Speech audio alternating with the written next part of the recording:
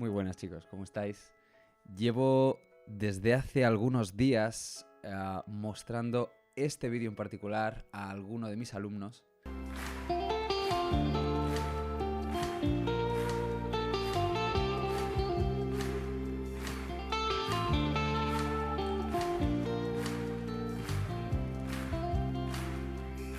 Él es, para aquellos de vosotros que no le conozcáis, Mark Knopfler, principal guitarrista, compositor y vocalista de una de las bandas más míticas del rock de finales de los 70, años 80 y principios de los 90, los Dire Straits. Clarísimo ejemplo de lo que es trascender y pasar por encima de, más allá de edades o estilos. Y tras unos días viendo este vídeo, me apetecía hacer un vídeo análisis resaltando las cualidades que han hecho de Mark Knopfler uno de los guitarristas más increíbles de la historia, pero no solo eso, sino analizar el por qué parece que tenga esa elegancia innata y qué motivos hacen de Mark Knopfler uno de los guitarristas más elegantes del género. Vamos a verlo. Mark Knopfler es un guitarrista, cantante y compositor británico, fundador de la banda mundialmente conocida Dire Straits. Aunque posiblemente, o seguramente, sea la razón por la cual personas traspasando el umbral de la edad han desarrollado un amor absolutamente puro con respecto a la guitarra o a su música. Nació en Glasgow, en Escocia, un 12 de agosto de 1949. Fue el segundo de 3 hijos del matrimonio formado por Louisa Mary Leather, inglesa de Newcastle y maestra, y Erwin Knopfler, arquitecto húngaro-judío que abandonó su Hungría natal en 1939 para huir de la invasión por parte de la Alemania nazi, dando inicio a la Segunda Guerra Mundial. A sus 9 años, la familia de Knopfler se trasladó a la ciudad de Newcastle, a orillas del río Tyne, y se instaló en Gosford, un distrito suburbano de la misma. Fue ya entonces quien con esa edad disfrutaba oyendo tocar Boogie Boogie a su tío Kingsley con el piano. Pero es con 15 años de edad que convenció a su padre para que le comprara su primera guitarra. Con ella, aprende escuchando a músicos como B.B. King, J.J. Cale, Jimi Hendrix o Han Marvin, y comienza a tocar con amigos, llegando a tocar en algunas fiestas y bailes escolares. Es en ese punto donde empieza a desarrollar su estilo, orientado claramente al rock con una clara influencia folk y country. Durante sus primeros años de juventud trabajó durante 2 años como periodista en la ciudad de Leeds, haciendo reseñas de grupos locales y de algunas de las grandes bandas que actuaban en la ciudad. Hasta que en 1970 escribió su última crónica como periodista, acerca de la muerte de Jimi Hendrix. Conmocionado por la noticia, decide posponer el periodismo e iniciar estudios de filología inglesa en la Universidad de Leeds, que le mantuvieron en la ciudad hasta 1973. Tras participar en algunas pequeñas bandas de la ciudad, formó en 1977 la banda Dire Straits, junto a su hermano David Knopfler como guitarrista rítmico, John Isley en el bajo y Pete Withers a la batería. Debido a su gran aportación a la banda como compositor, poco a poco fue claramente distinguiéndose como líder y compositor principal. Aunque no fue hasta 1978 en que realizaron no solo la grabación por la que sobre todo hoy son más conocidos y reverenciados, sino que tras realizar Sultans of Swing, pieza indispensable de su primer disco homónimo, Dire Straits, consiguieron fama a nivel nacional desde su primera aparición en televisión y gran reconocimiento por parte de la crítica, así como gran notoriedad por parte de los fans. Por todos ya es conocida la historia de cómo Mark Knopfler compuso Sultans of Swing. Para aquellos de vosotros que no lo tengáis tan claro o que directamente no conozcáis la historia, aquí está en palabras del propio Knopfler. I was living in Deptford at the time, and there was a little pub. There was nobody in except some lads playing pool in the corner and a little Dixieland jazz band playing. Because nobody was applauding or anything like that. The guy announced, "We're the Sultans of Swing," you know. And they couldn't have been less Sultans of Swing. Es en ese punto donde tanto la carrera de Knopfler como la de Dire Straits cambia drásticamente.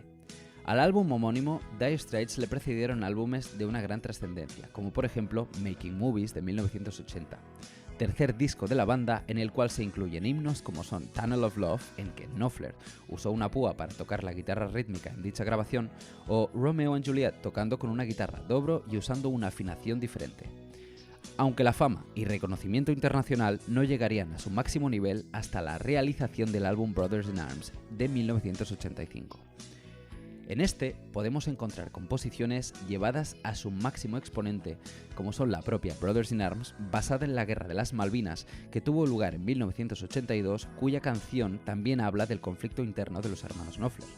So Far Away o por supuesto Money for Nothing, hoy en día considerada un himno del rock, contando con la participación del cantante y buen amigo de Knopfler, Sting, de la banda Police. No fue hasta el 15 de septiembre de 1988, con Dire Straits gozando de un apogeo absoluto, que Mark Knopfler anunció oficialmente la disolución de la banda. No fue una ruptura definitiva, dado que se reformarían en 1991 para volverse a separar en 1995, esta vez ya de forma definitiva. Knopfler prosiguió su carrera en solitario desde ese momento hasta la actualidad, componiendo su propio material de forma ininterrumpida tanto para su propio proyecto personal como siendo compositor para otros artistas.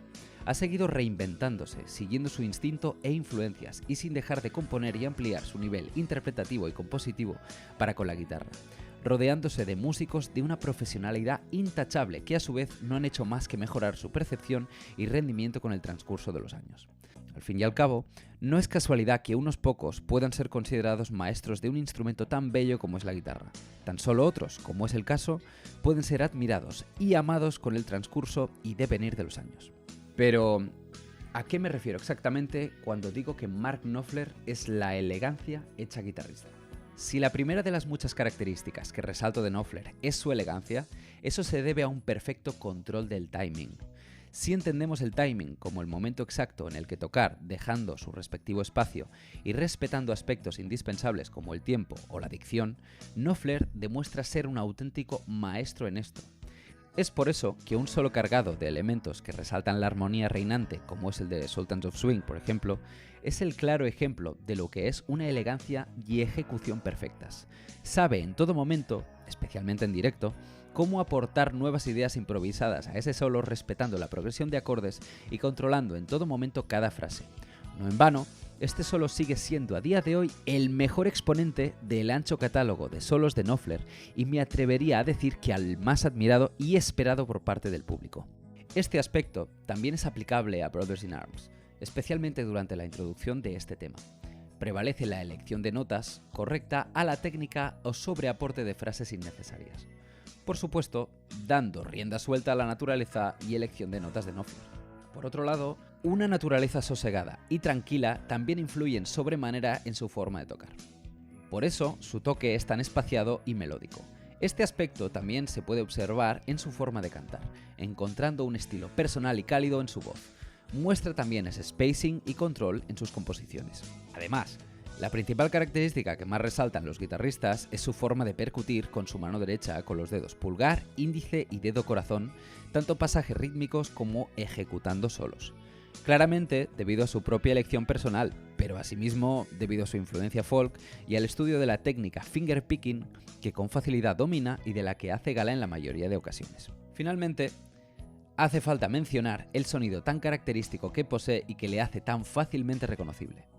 En la época donde Dire Straits apareció, así donde otras bandas de rock apostaban por una distorsión mayor, Knopfler, a contracorriente, apostó por un sonido tan fácilmente reconocible y limpio como puede ser el de una Fender Stratocaster, unida al sonido de multitud de otros amplificadores, como por ejemplo amplificadores Fender Vibrolux, Fender Twin Reverb o Roland's Jazz Chorus JC120. Durante grabaciones posteriores también usó una guitarra Dobro y durante los años de Brothers in Arms una guitarra Les Paul de 1958. Aunque por supuesto la principal característica que se distingue de todos estos instrumentos es el sonido cálido que ha ido proyectando gracias a la particular técnica de mano derecha comentada anteriormente y usándola en el contexto adecuado por el que hoy es tan reconocido. Sea como sea, el prestigio y admiración por la figura de Mark Knopfler seguirán siendo presentes y protagonistas en las vidas de muchísimas personas, quienes a su vez seguirán amándole como guitarrista, compositor o persona indistintamente. Pues bien chicos, este es el videoanálisis que he hecho sobre Mark Knopfler. Espero que os haya gustado, que os haya parecido un vídeo entretenido, instructivo sobre todo. Dejadme en comentarios aspectos importantes a resaltar o si queréis dejar algún comentario simplemente. Un placer y como siempre digo, nos vemos a la próxima. Cuidaos.